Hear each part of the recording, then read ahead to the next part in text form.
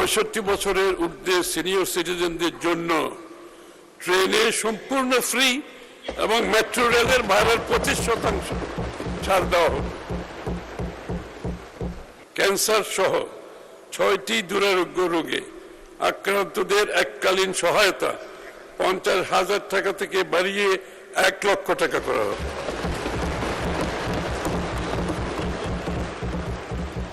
সাধারণ মুক্তিযোদ্ধাদের মাসিক সম্মানিক 20,000 টাকা অপরিবর্তিত থাকবে। খেতাবপ্রাপ্ত মুক্তিযোদ্ধাদের পরিবারের ভাতা 5,000 টাকা করে বৃদ্ধি করে যথাক্রমে বীর শ্রেষ্ঠ 40,000, বীর উত্তম 30,000, বীর বিক্রম 25,000, বীর প্রতীক 25,000 টাকা করা হবে। জুলাই গণ অভ্যুত্থানের শহীদ পরিবারদের মাসিক 20,000 টাকা এবং এ বি সি ক্যাটাগরিতে আহতদের যথাক্রমে 20, 15 ও 10,000 টাকা মাসিক ভাতা অব্যাহত থাকবে। প্রতিবন্ধী ভাতাভোগীর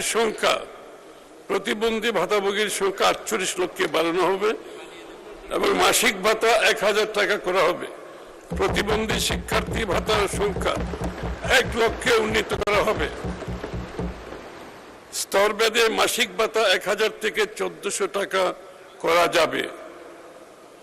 মা ও শিশু সহায়তা কর্মসূচির আওতায় 18.95 লক্ষ 18.95 লক্ষ আবার বলছি, মা ও শিশু সহায়তা কর্মসূচির আওতায় 18.95 লক্ষ মা ও শিশুকে মাসে 850 টাকা দেওয়া হবে।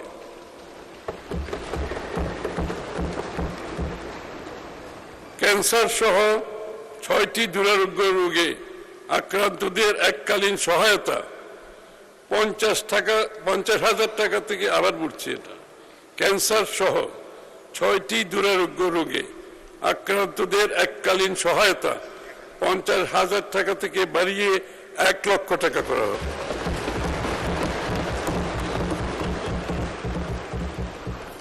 বেসরকারি কর্মীদের জন্য সর্বজনীন পেনশন ফান্ডের আওতায় অবসর গ্রহণকালে মোট অর্থের 30% গ্র্যাচুইটি হিসাবে প্রদানের সিদ্ধান্ত নেওয়া হয়েছে। সাধারণ মুক্তিযোদ্ধাদের মাসিক সম্মানিক 20,000 টাকা অপরিবর্তিত থাকবে।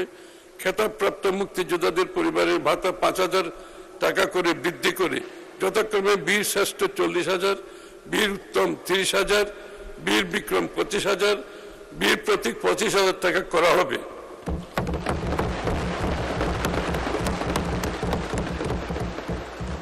জুলাই গণ অভ্যুত্থানের শহীদ পরিবারদের মাসিক 20,000 টাকা এবং এ বি সি ক্যাটাগরিতে আহতদের যথাক্রমে 20, 15 ও 10,000 টাকা মাসিক ভাতা অব্যাহত থাকবে।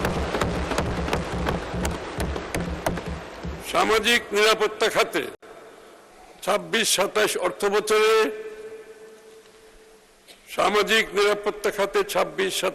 বছরে 1,44,338 কোটি টাকা বরাদ্দের প্রস্তাব করছে। মানে স্পিকার, সামাজিক নিরাপত্তা খাতে এত বড় বরাদ্দ বাংলাদেশে হয়েছে কিনা আমার জানা নেই।